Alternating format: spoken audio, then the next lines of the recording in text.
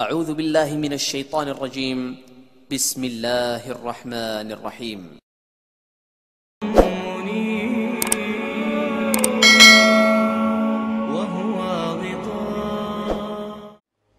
حالانکہ میں نے اصول پہلے بتا دیا، چیریٹی بگنز ایٹ ہوم۔ جیسے حضور فرماتے تھے انا اول المسلمین، دیکھو میں تمہیں اسلام کی دعوت دے رہا ہوں، سب سے پہلا مسلمان میں خود ہوں۔ انا اول المومنین، میں تمہیں ایمان کی دعوت دے رہا ہوں، پہلا مومن میں ہوں۔ تو جب تک انسان اپنے کردار سے بات واضح نہ کرے تو واعظ جو ہے وہ مفید نہیں ہوتا، مؤثر نہیں ہوتا۔ لہذا سب سے پہلے بات جو کی گئی وہ کی گئی ہے حضور کی ازواج مطہرات سے۔ اب اس ضمن میں جو اصلاحی اعمال آئے ہیں، احکام ان کو نوٹ کر لیجئے۔ ان کا آغاز ہوا ہے تدریجی اعتبار سے سورہ احزاب سے، اور سورہ احزاب سن 5 ہجری میں جو ہے نازل ہوئی ہے۔ ان کی تکمیل ہوئی ہے سورہ نور میں جو سن 6 ہجری میں نازل ہوئی۔ اور ایک بہت خوبصورت بات کہی، یہ مولانا امین احسن اصلاحی نے مجھے بتایا کہ ان کے استاد حمید الدین فراہی نے یہ کہا کہ سورہ احزاب میں گھر سے باہر کے پردے کا بیان ہے اور سورہ نور میں گھر کے اندر کے پردے کا بیان ہے۔ تو اصلاحی صاحب کہتے تھے کہ اس جملے نے میری آنکھیں کھول دی اور قرآن مجید روشن ہو گیا میرے سامنے۔ ورنہ اگر یہ بات سامنے نہ ہو تو آدمی اٹکتا ہے، جگہ جگہ پر اشکالات پیدا ہوتے ہیں۔ دیکھیے سورہ احزاب میں کیا کیا گیا۔ نمبر 1، پہلے خطاب ازواج مطہرات سے، بعد میں عام کر دیا گیا۔ نمبر 2، بتایا گیا کہ عورت کا اصل کردار کیا ہے، اس کی اصل جگہ کیا ہے، گھر۔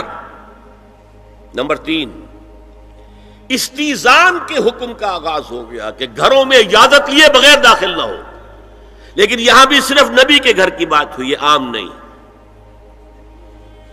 پھر محرموں کی ایک چھوٹی فہرست ہے جو سورہ احزاب میں آ گئی ہے، اور گھر سے باہر کے پردے کا حکم آ گیا ہے، یہ سورہ احزاب میں ہے۔ سورہ نور میں استیزان اب عام کر دیا، کسی بھی گھر میں داخل مت ہو جب تک اذن نہ لے لو۔ یہ دیکھیے تدریج، پہلے حضور کے گھروں میں داخل نہ ہو، اب کسی بھی گھر میں داخل نہیں ہو سکتے بغیر استیزان کے۔ اور احادیث مبارکہ میں اتنی سختی آئی ہے وہ میں بعد میں آپ کو بتاؤں گا۔ دوسرے یہ کہ گھر کے اندر پردہ جو محرموں سے پردہ ہے، محرموں سے پردہ، محرم کون ہوتا ہے یہ سمجھ لیجئے۔ محرم وہ ہے جس سے کبھی بھی کسی شکل میں کسی حالت میں شادی نہ ہو سکے۔ اب ایک آدمی جو ہے اس کے گھر میں فرض کیجئے کہ ایک بہن ہے، تو اس بہن کی دوسری بہن سے وہ شادی نہیں کر سکتا، اگر وہ بیوی مر گئی تو کر سکتا ہے کہ نہیں؟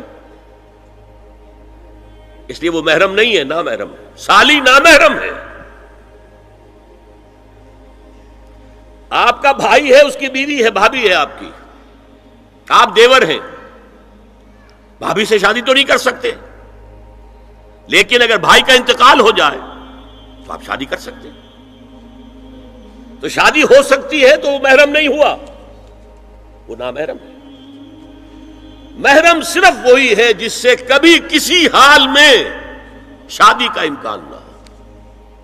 اس کی ابتدائی فہرست جو ہے سورہ احزاب میں ہے، تفصیلی فہرست جو ہے وہ سورہ نور میں ہے۔ اب دیکھیے گھر کے اندر بیٹھنے سے متعلق کیا بات کہی گئی۔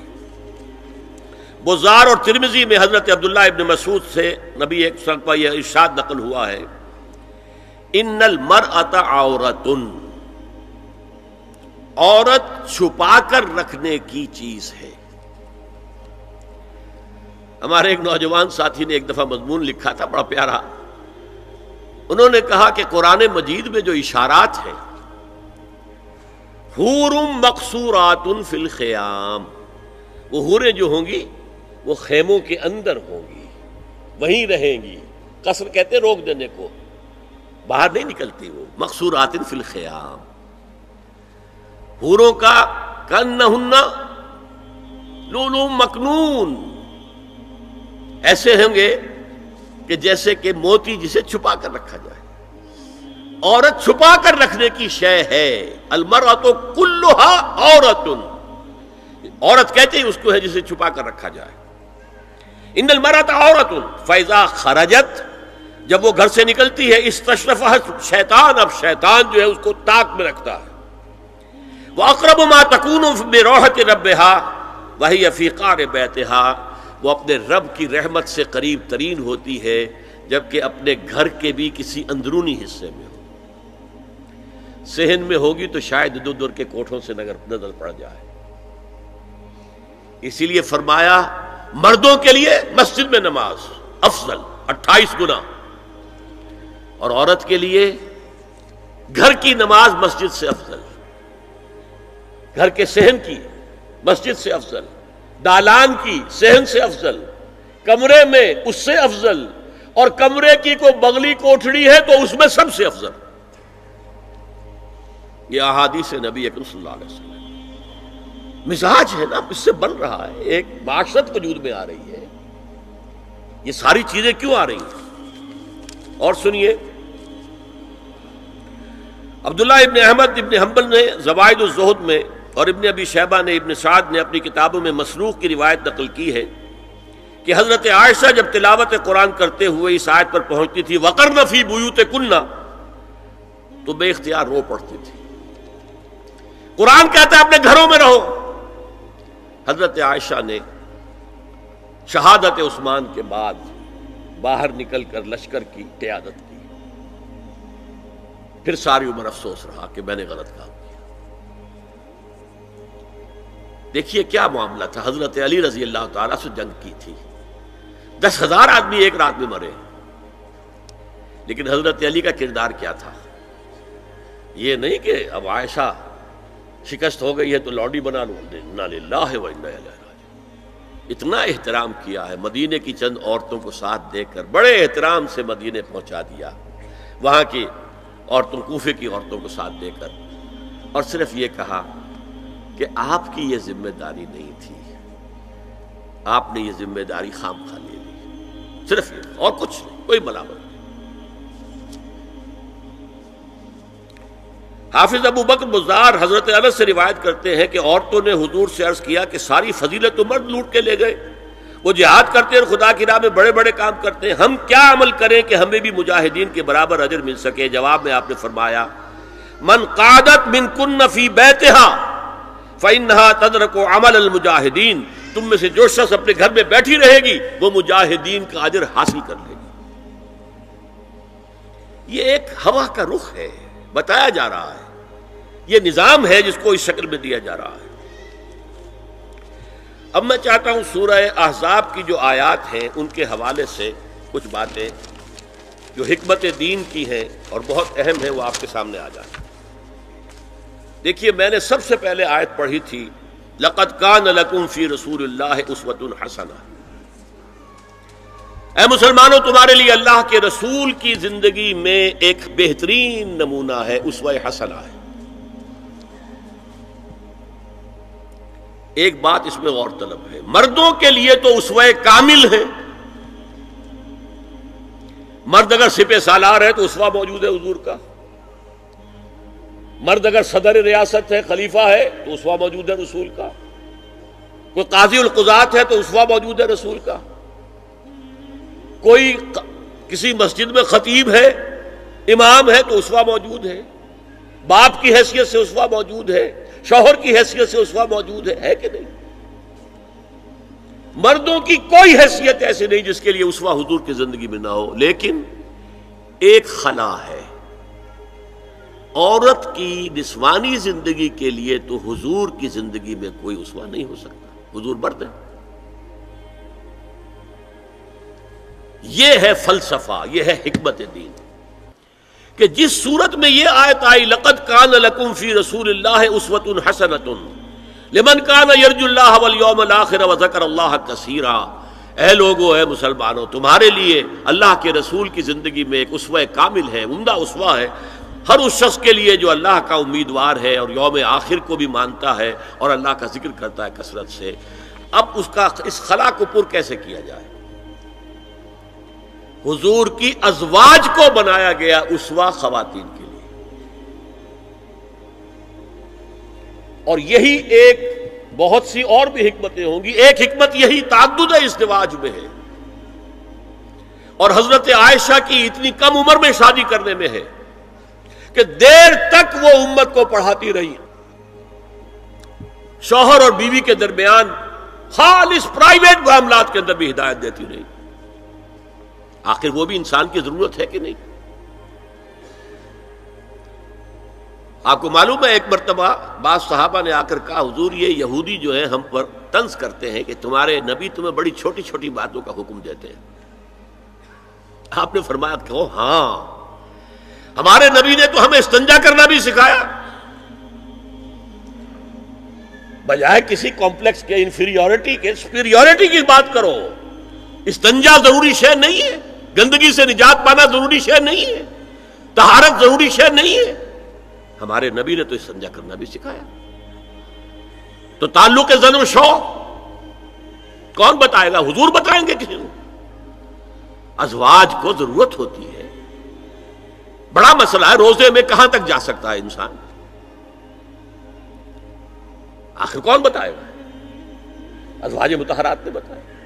تو اسوہ بنانے کے لیے دیکھیے یہ آیات آئی ہیں، یہ 3 آیتیں سورہ احزاب کی، یوں سمجھیے کہ نچوڑ ہے اس مسئلے میں۔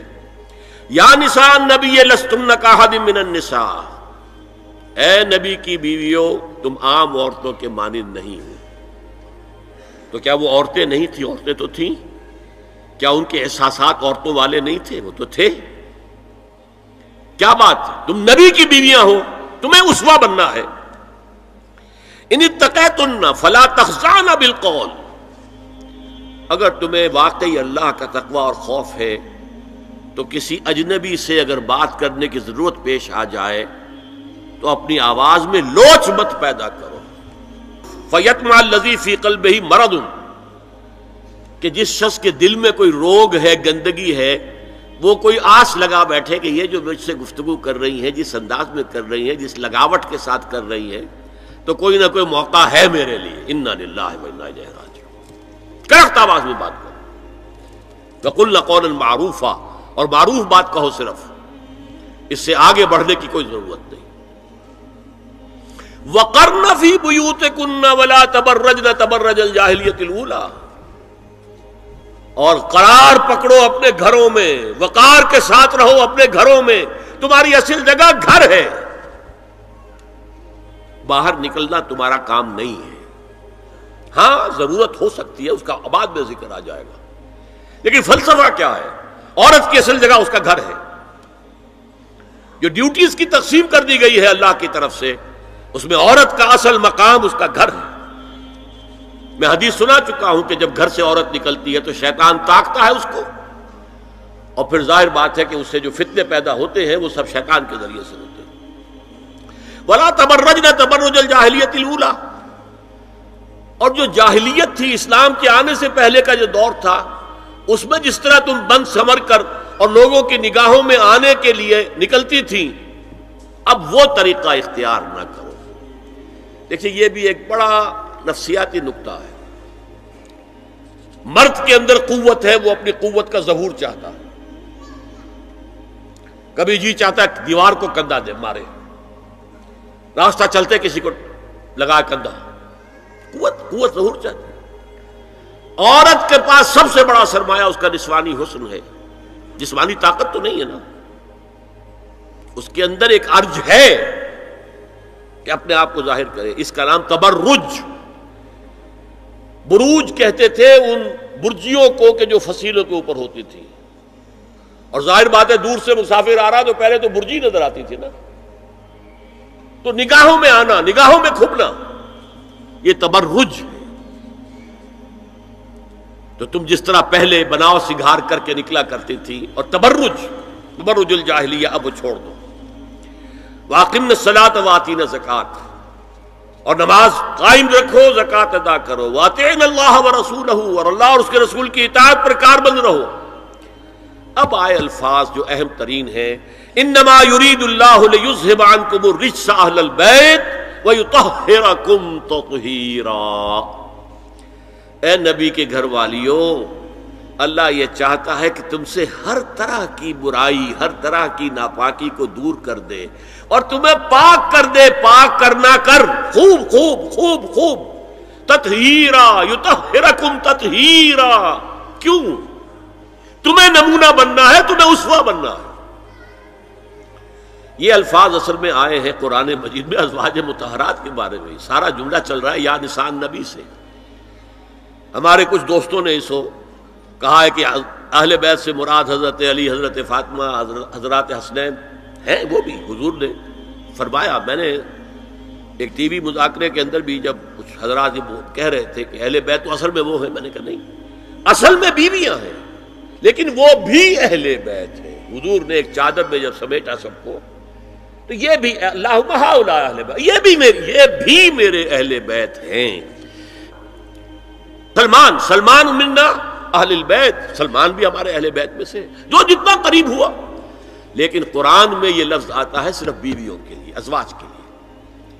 حضرت ابراہیم کے پاس جب فرشتے آئے تھے حضرت اسحاق کی ولادت کی خبر دینے کے لیے، تو جب حضرت سارہ نے سنا تو وہ آئیں اپنے دوہتر مارتی ہوئی اپنے پیشانی پر، آلد وانا عجوز وہذا بالی شیخا، کیا میں جنوں گی اب جبکہ میں بوڑھی پھونس ہو گئی ہوں اور میرا یہ شوہر جو ہے یہ بھی بوڑھا پھونس ہے۔ 100 برس کی عمر تھی حضرت ابراہیم علیہ السلام کی، اور کتنی ہوگی اس کے آس پاس ہی ہوگی، 90-95 حضرت سارہ ہوگی۔ اس کو فرشتوں نے کہا تھا کہ کیا آپ اللہ کی رحمت سے مایوس ہو گئی؟ السلام علیکم وبرکاتہ اہل البیت، اے نبی کے گھر والی، اے نبی کے گھر والو، تم پر اللہ کی سلامتی ہو، رحمت ہو۔ تو اہل بیت کا لفظ قرآن میں 2 جگہ آیا ہے، یا حضرت سارہ کے لیے حضرت ابراہیم کی زوجہ، اور یا نساء النبی، تمہیں تو پاک کرنا ہے، پوری طرح پاک کرنا ہے، پوری طرح پاک کرنا ہے تاکہ تم اسوہ بن جاؤ۔ جو خلا ہے اسوہ محمدی میں صلی اللہ علیہ وسلم، وہ تمہارے ذریعے پورا کرنا ہے۔ اس لیے پہلا خطاب جو ہے، اب یہ دونوں باتوں سے ہو گیا، ایک تو چیریٹی بگنز ایٹ ہوم، جو بھی اصلاح کا عمل ہو گھر سے ہونا چاہیے، اور نمبر 2 یہ کہ ازواج مطہرات کو امت کی تمام خواتین کے لیے ہمیشہ کے لیے اسوہ بنانا ہے۔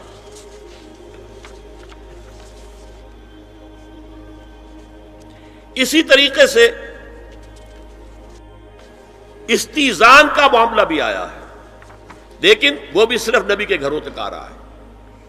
یا ایھا الذین آمنوا لا تدخلوا بیوت النبی حتی یؤذن لکم، اہل ایمان نبی کے گھروں میں داخل نہ ہوا کرو جب تک کہ اذن نہ دیا جائے۔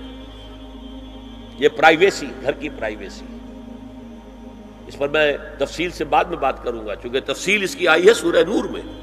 میں نے عرض کیا نا، ان احکام کا آغاز ہوا جیسے شراب کی حرمت، آغاز سورہ بقرہ، پھر سورہ نساء، پھر سورہ مائدہ۔ اسی طرح اس کا اختتام جو ہوا ہے وہ سورہ نور میں ہے۔ تو مت داخل ہوا کرو، اور اس کے بعد فرمایا وَإِذَا سَأَلْتُمُوهُنَّ مَتَاعًا فَاسْأَلُوهُنَّ مِنْ وَرَاءِ حِجَابٍ، اور دیکھو اگر نبی کی بیویوں سے کوئی چیز مانگنی ہو تو پردے کی اوٹ سے مانگو۔ یہ حجاب کا لفظ آیا ہے جس کو کہا جاتا ہے کہ حجاب کا تو حکم قرآن میں ہے ہی نہیں۔ پہلے وہاں کے گھر کھلے ہوتے تھے، دروازوں پر کوئی پردہ وردہ نہیں ہوتا تھا، اور گھر کوئی کنالوں کے اور ایکڑوں کے تو نہیں ہوتے تھے، چھوٹے چھوٹے گھر۔ لیکن یہاں پر فرما دیا گیا پردے، اس کے بعد سے جب سے یہ آیت اتری گھروں کے اوپر پردے ڈال دیے گئے۔ اب ظاہر بات ہے کہ اس میں چہرے کا پردہ ہی ہوا نا، چہرے کا پردہ ہے حجاب، اسی کو حضرت عائشہ نے آیت الحجاب قرار دیا ہے۔ اور پھر دیکھیے جو ریئلزم ہے، ریئلزم میں نے کہا تھا نا کہ اللہ نے بھی فرمایا کہ سب سے زیادہ محبت انسان میں عورت کی ہے، حب زین للناس حب الشہوات من النساء، اور پھر اس کے بعد لمبی فہرست۔ حضور نے فرمایا حبب الی النساء والطیب، یہاں بھی فرمایا گیا ذالکم اطہر لقلوبکم وقلوبہن، یہ زیادہ پاکیزہ بات ہوگی تمہارے دلوں کے لیے بھی اور ان کے دلوں کے لیے بھی۔ اگر نبی کی بیوی بے حجاب تمہارے سامنے آ جائے گی تو وہ نبی کی بیوی ہے اور ازواج مطہرات ہونے کی حیثیت سے تمہاری ماں بھی ہے، لیکن ایک عورت بھی تو ہے، اور تم چاہے صحابی ہو کچھ بھی ہو، تم مرد بھی تو ہو۔ یہ مرد اور عورت کے درمیان جو کشش ہے یہاں بھی اس کا ساس۔ نبی کی بیویوں کو بھی یہ نہیں کہا کہ اس سے ماوراء ہے، معصوم تو کوئی نہیں نبی کے علاوہ، وہ تو اللہ کہہ رہا ہے ہم تمہیں پاک کر دینا چاہتے ہیں، پوری طرح پاک کر دینا چاہتے ہیں تاکہ تم تمام خواتین امت کے لیے اسوہ بن جاؤ۔ فرمایا یہ جو پردے کی اوٹ سے کوئی شے لینا دینا ہے، اس سے یہ تمہارے دلوں کے لیے بھی زیادہ پاکیزہ بات ہے اور ان کے دلوں کے لیے بھی۔ یہ ہے اللہ تعالی کا حکم سورہ احزاب کے اندر۔ اس کے بعد اسی سورہ احزاب میں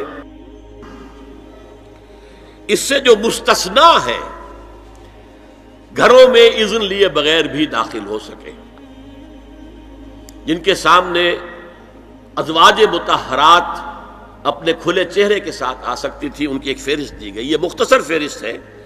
لا جناح علیہن فی آبائہن ولا ابنائہن ولا اخوانہن ولا ابناء اخوانہن ولا ابناء اخواتہن ولا نسائہن ولا ما ملکت ایمانہن واتقین اللہ ان اللہ کان علی کل شیء شہیدا۔ کوئی حرج نہیں ہے ازواج مطہرات پر ان کے باپوں کے سلسلے میں۔ ابو بکر آئے تو جائیں سیدھے حضرت عائشہ کے حجرے میں، کون روکے گا؟ اور بیٹوں کے اور ان کے بھائیوں کے اور ان کے بیٹوں کے بھائی بھتیجے اور ان کی بہنوں کے بیٹے یعنی بھانجے، ولا نسائہن، نسائہن اس کو میں چاہتا ہوں نوٹ کریں آپ، اپنی عورتیں، جان پہچان کی عورتیں، اجنبی عورتیں نہیں۔ اس پر مزید گفتگو ہوگی سورہ نور کے حوالے سے۔ ولا ما ملکت ایمانہن، اور جو ان کے ملک یمین ہیں، ان میں ایک رائے یہ ہے کہ مراد صرف باندیاں ہیں اور ایک مراد یہ ہے کہ اس میں مرد غلام بھی شامل ہیں۔ ایک رائے یہ ہے کہ مرد غلام جب تک کہ ابھی وہ بالغ نہ ہو، بچہ ہو۔ بہرحال یہ آراء ہے علیحدہ۔ واتقین اللہ ان اللہ کان علی کل شیء شہیدا، اور اللہ کا تقوی اختیار کرو، یقیناً اللہ ہر چیز کو دیکھ رہا ہے۔ اب آئیے سورہ نور کی طرف۔ اب میں یہاں پر سورہ نور میں آغاز جو ہوا ہے سورہ نور کا، وہ سب کو معلوم ہے۔ زنا کی کیا حد ہے، سزا کیا ہے؟ غیر شادی شدہ زانی یا زانیہ، اس کی سزا 100 کوڑے، اور اگر کوئی الزام لگائے اور ثبوت پیش نہ کر سکے، 4 گواہ نہ لا سکے، تو قذف کی حد کیا ہے؟ 80 کوڑے۔ اس کے بعد اصل میں جو زنا کا سد باب کرنے کے لیے احکام ہے وہ آئے ہیں۔ چنانچہ اس میں سب سے پہلے کیا ہوا؟ استیزان کا حکم بڑی تفصیل کے ساتھ آیا، بہت تفصیل کے ساتھ آیا۔ یا ایھا الذین آمنوا لا تدخلوا بیوتا غیر بیوتکم حتی تستأنسوا وتسلموا علی اہلها ذالکم خیر لکم لعلکم تذکرون۔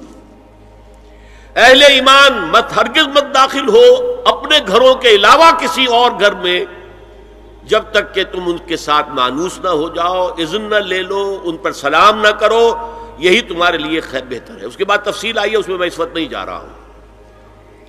اور جو لوگ اس پر عمل نہیں کرتے ان کے بارے میں قرآن مجید کیا کچھ، حضور کیا کچھ فرما رہے ہیں یہ آپ سن لیجئے، بہت سخت احکام ہے۔ عن ابی ہریرہ رضی اللہ عنہ ان رسول اللہ صلی اللہ علیہ وسلم قال لو ان امرأ اطلع علیک بغیر اذن فخذفته بحشاة ففقعت عینہ ما کان علیک من جناح، متفق علیہ، بخاری اور مسلم دونوں کی ہے۔ اگر کوئی شخص تمہارے گھر میں بغیر اجازت کے داخل ہو جائے اور تم اس کی سزا کے طور پر اس پر کنکریاں پھینکو اور اس کی آنکھ پھوٹ جائے کنکری سے، تو تم پر کوئی گناہ نہیں ہے۔ بغیر اجازت کے گھر میں آ گیا ہے، بغیر اذن کے، بغیر استئذان کے کنکریاں مارو اور کنکری سے آنکھ پھوٹ جائے، فما کان علیک من جناح، کوئی حرج نہیں۔ اسی طرح آیا ہے من اطلع دار قوم بغیر اذنہم ففقعوا عینہ فقد حضرت عینہ، یہ ابو داؤد کی روایت ہے۔ جو شخص بغیر اذن لیے کسی کے گھر میں داخل ہوا ہے اور اگر اس نے اس کی آنکھ پھوڑ دی تو اس کے اوپر کوئی ہرجانہ نہیں ہے، کوئی اس کی دیت نہیں، کوئی ہرجانہ نہیں۔ اجازت لینے کے ضمن میں کیا ہے؟ حضور نے طریقہ بتایا، 3 مرتبہ پکارنے کی حد مقرر کر دی، فرمایا اگر تیسری مرتبہ پکارنے پر بھی جواب نہ آئے تو واپس ہو جاؤ۔ قرآن میں بھی ہے اذا قیل لکم ارجعوا فارجعوا، اگر تو وہ کہتے چلے جاؤ، ملاقات نہیں ہو سکتی، چلے جاؤ۔ ہاں اگر آپ ٹائم لے کر آئے ہیں تب بات دوسری ہے، پھر تو اس کو ملنا ہے، لیکن آپ ایسے ہی پہنچ گئے ہیں، پتہ نہیں وہ اپنی کس مصروفیت میں ہے، آپ کا حق نہیں ہے کہ وہ آپ کو ریسیو کرے اور آپ سے بات کرے۔ اذا قیل لکم ارجعوا فارجعوا، اور برا نہ مانو کہ میرا یہ معاملہ کیا، میں آیا تھا اور مجھے جو ہے مجھ سے ملاقات نہیں کی، نہیں۔ اور اس سلسلے میں ایک بڑا دلچسپ واقعہ ہے۔ ایک مرتبہ آپ حضرت سعد ابن عبادہ کے ہاں گئے اور السلام علیکم ورحمۃ اللہ کہہ کر 2 دفعہ اجازت طلب کی، مگر اندر سے جواب نہ آیا۔ تیسری مرتبہ جواب نہ ملنے پر آپ واپس ہو گئے۔ حضرت سعد اندر سے دوڑ کر آئے اور عرض کیا یا رسول اللہ، میں آپ کی آواز سن رہا تھا مگر میرا جی چاہتا تھا کہ آپ کی زبان مبارک سے میرے لیے جتنی بار بھی سلام و رحمت کی دعا نکل جائے اچھا ہے، تیسری مرتبہ بھی آپ کہیں۔ پھر دوڑ کر آئے اور لپٹ گئے حضور سے صلی اللہ علیہ وسلم۔ یہ ہے استیزان کا معاملہ۔ اب آ رہی ہے اصل آیت، قل للمؤمنین یغضوا من ابصارہم ویحفظوا فروجہم ذالک ازکی لہم ان اللہ خبیر ما یصنعون وقل للمؤمنات یغضضن من ابصارہن ویحفظن فروجہن ولا یبدین زینتہن الا ما ظہر منہا وَلْيَضْرِبْنَ بِخُمُرِهِنَّ عَلَى جُيُوبِهِنَّ وَلَا يُبْدِينَ زِينَتَهُنَّ إِلَّا لِبُعُولَتِهِنَّ أَوْ آبَائِهِنَّ أَوْ آبَاءِ بُعُولَتِهِنَّ أَوْ أَبْنَائِهِنَّ أَوْ أَبْنَاءِ بُعُولَتِهِنَّ أَوْ إِخْوَانِهِنَّ أَوْ بَنِي إِخْوَانِهِنَّ أَوْ بَنِي أَخَوَاتِهِنَّ أَوْ نِسَائِهِنَّ أَوْ مَا مَلَكَتْ أَيْمَانُهُنَّ أَوِ التَّابِعِينَ غَيْرِ أُولِي الْإِرْبَةِ مِنَ الرِّجَالِ أَوِ الطَّفْلِ الَّذِينَ لَا يَظْهَرُوا عَلَى عَوْرَاتِ النِّسَاءِ وَلَا يَضْرِبْنَ بِأَرْجُلِهِنَّ لِيُعْلَمَ مَا يُخْفِينَ مِنْ زِينَتِهِنَّ وَتُوبُوا إِلَى اللَّهِ جَمِيعًا أَيُّهَا الْمُؤْمِنُونَ لَعَلَّكُمْ تُفْلِحُونَ۔ یہ لمبی آیت ہے۔ اہل ایمان، اے نبی کہہ دیجئے اہل ایمان مردوں سے اپنی نگاہیں نیچی رکھا کریں اور اپنی شرمگاہوں کی حفاظت کریں، یہی ان کے لیے زیادہ پاکیزہ عمل ہے۔ ان اللہ خبیر بما یصنعون، اور جو کچھ وہ کر رہے ہیں اللہ اس سے واقف ہے۔ وَقُلْ لِلْمُؤْمِنَاتِ يَغْضُضْنَ مِنْ أَبْصَارِهِنَّ، اور مومن عورتوں سے بھی کہہ دیجئے کہ وہ اپنی نگاہیں جو ہے نیچی رکھا کریں، وَيَحْفَظْنَ فُرُوجَهُنَّ، اپنی شرمگاہوں کی حفاظت کریں، وَلَا يُبْدِينَ زِينَتَهُنَّ إِلَّا مَا ظَهَرَ مِنْهَا، اور اپنی زینت کو ظاہر نہ کیا کریں سوائے اس کے کہ جو بالکل ظاہر ہو جائے، از خود ظاہر ہو۔ دیکھیے سب سے پہلے میں آپ کو بتا چکا ہوں کہ یہ گھر کے اندر کا پردہ ہے۔ نگاہیں نیچی رکھنا گھر کے مرد بھی اور گھر کی عورتیں بھی۔ یہ کیوں کہا گیا؟ آج آپ کے علم میں نہیں ہوگا انسیسٹ کس قدر تیزی سے پھیل رہا ہے مغرب کے اندر۔ انسیسٹ کہتے ہیں باپ کا اپنی بیٹی سے ملوث ہو جانا، ماں کا اپنے بیٹے سے ملوث ہو جانا، بہن بھائیوں کا آپس میں زناکاری کرنا، یہ انسیسٹ کہلاتا ہے۔ اس وقت امریکہ میں سب سے زیادہ جو پریکٹس ہے وہ سائیکیٹرسٹ کی ہے، بڑی فیسیں ہیں، بڑی دوائیں ہیں، جو فارماسیوٹیکل انڈسٹری ہے اس میں بھی سب سے زیادہ فلرشنگ وہ دوائیں ہیں کہ جو ذہنی امراض کی ہیں۔ اور مجھ سے وہاں کئی سائیکیٹرسٹ نے کہا ذہنی امراض کا سب سے بڑا سبب انسیسٹ ہے۔ بیٹی سے زنا کیا ہے باپ نے، بیٹی کے دل پر جو داغ لگ گیا ہے اس کا دماغی توازن ٹھیک نہیں رہتا۔ بہن سے زنا کیا بھائی نے، اور یہ نہ سمجھیے کہ آپ کے ہاں نہیں ہو رہا، یہ وبا آ چکی ہے۔ کہیں آپ نے اخبار میں پڑھا ہوگا بیٹی نے جا کر تھانے میں خبر دی کہ باپ نے میرے ساتھ یہ حرکت کی. یہ ساری چیزیں آج ہو رہی ہیں ہمارے یہاں.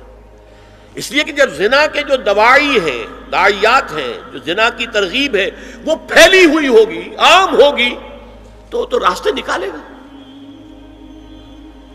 گھروں میں مرد بھی اپنی نگاہیں نیچی رکھیں. کیا مطلب؟ باپ بھی اپنی بیٹی کو گھور کر نہ دیکھے. بیٹی بیٹی ہے، لڑکی ہے. جوان بھائی بھی اپنی جوان بہن کو گھور کر نہ دیکھا. نگاہیں نیچی رکھو. یہ نگاہیں نیچی رکھنا بازار میں چلتے ہوئے نہیں ہے. وہ تو سوسائڈ ہو جائے گی، موت آ جائے گی. کوئی گاڑی آپ کو روک دے گی. یہ گھر کے اندر ہے. اور اس لیے ہے کہ بہرحال باپ مرد ہے، بیٹی عورت ہے. میں نے آپ کو فرائیڈ کی بات بتا دی ہے. وہ تو کہتا ہی ہے کہ باپ اگر محبت بھری نگاہ بیٹی پر ڈال رہا ہے، اس میں سیکس ہے، سیکس کا جذبہ ہے. اگر ماں بیٹے پر محبت بھری نگاہ ڈال رہی ہے تو سیکس ہے. ایڈیپس کمپلیکس مشہور ہے اس کا. لیکن اپنی جگہ یہ ہے کہ باپ مرد ہے، بیٹی عورت ہے. بھائی مرد ہے، بہن عورت ہے.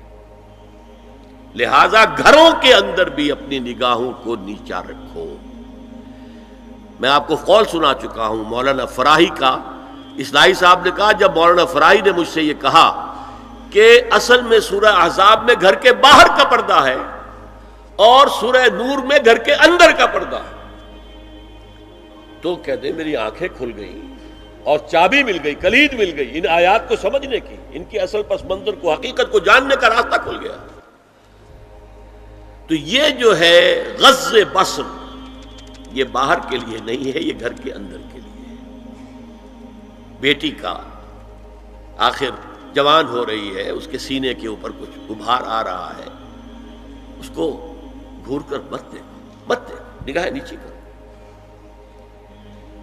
قل للمؤمنین یغضوا من ابصارہم ویحفظوا فروجہم ذلک ازکی لہم ان اللہ خبیر بما یصنعون.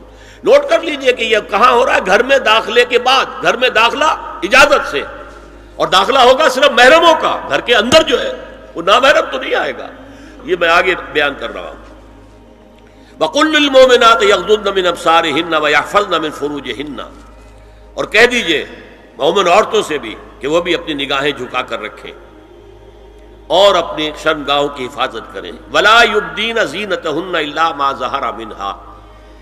اس ٹکڑے پر بڑا قیل و قال ہے جدید مفکرین اور جدید دانشوروں نے کہ وہ اپنی زینت ظاہر نہ کرے سوائے اس کے جو خود ظاہر ہو جائے. وہ کہتے ہیں اس میں چہرہ بھی شامل ہے، اور جب چہرہ شامل ہے تو اس کا مطلب چہرے کا پردہ نہیں ہے. لا حول ولا قوت الا باللہ. آپ کو بہت سے حضرات نے وہ پڑھی ہوگی بحث جو جنگ میں ہو گئی تھی. ایک صاحب وہ انسٹیٹیوٹ آف پالیسی اسٹڈیز اس کے اسکالر ہیں، ریسرچ کا، انہوں نے لکھ دیا کہ الا ما ظہر منہا میں چہرہ ظاہر ہے، شامل ہے، لہذا پردہ نہیں ہے. اور ارشاد احمد حقانی صاحب نے بھی زوردار اس کے اوپر جو ہے وہ تائید لکھ دی، اور گویا کہ کہا کہ اب تو مسئلہ ہی طے ہو گیا. جب ایک ریسرچ اسکالر کہہ رہا ہے تو یہ مولوی ملاٹے جو کہتے پڑتے ہیں کہ یہ عورت کا جو چہرے کا پردہ ہے، تو بات ختم ہو گئی. The matter is clutched. میں نے صرف ایک جواب دیا کہ اس شخص نے جو بڑا ریسرچ اسکالر تھا، پہلے یہ لکھا ہے کہ سورہ نور کی ان آیات میں سطر کے احکام آ رہے ہیں، تو پھر یہاں پردے کا چہرے کا معاملہ کیا ہو؟ سطر میں تو پردہ چہرہ شامل نہیں ہے. محرموں سے پردہ کیا ہے؟ محرموں سے اس کا نام سطر ہے. عورت کا پورا جسم سطر ہے سوائے چہرے کی ٹکیا اور یہ ہاتھ اور یہ پاؤں، بس. کیا مطلب ہے؟ بھائی بھی نہیں دیکھ سکتا بہن کے جسم کا کوئی اور حصہ، باپ بھی نہیں دیکھ سکتا بیٹی کے جسم کا کوئی حصہ. یہ سطر ہے. سطر محرموں سے پردہ ہے. اس سے آگے صرف شوہر یا حسب ضرورت طبیب، سرجن، بس. یہ محرموں کا پردہ. گھر میں عورت رہے گی تو سطر کے ساتھ رہے گی. محرم آئیں گے، چچا اس کا محرم ہے، آئے گا. لیکن وہ بھی تو مرد ہے نا، چہرہ تو نہیں ڈھانپے گی اس لیے کہ محرم ہے، لیکن باقی جسم ستر، عورت کا پورا جسم ستر ہے سوائے چہرے کی ٹکیا، بال بھی ستر میں شامل ہے۔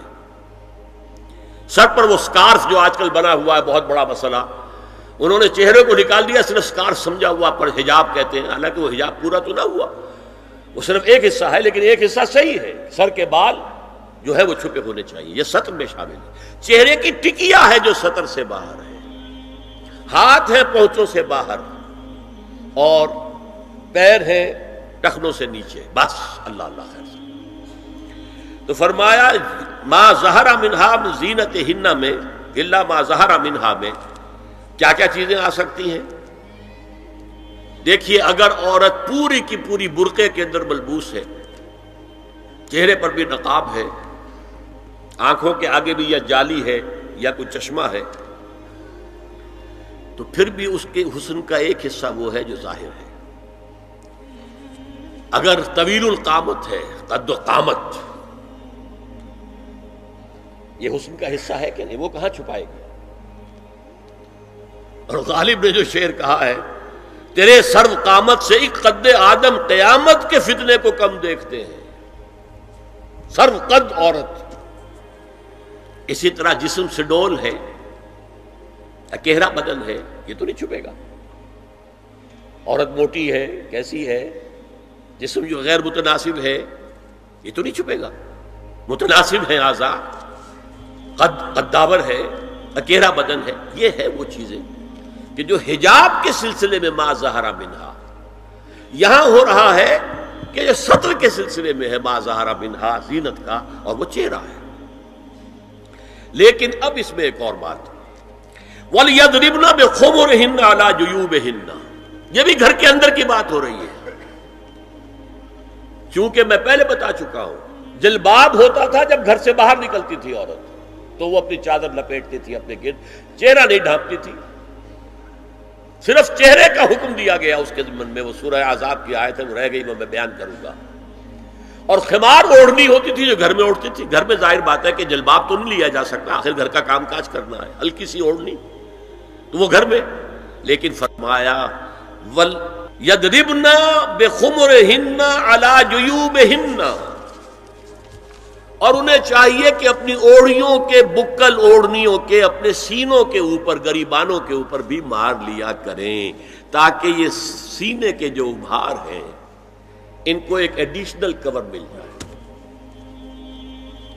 دیکھیے سطر کا تقاضے کیا ہے، گن لیجئے۔ لباس نبیز ہونا چاہیے، باریک نہیں۔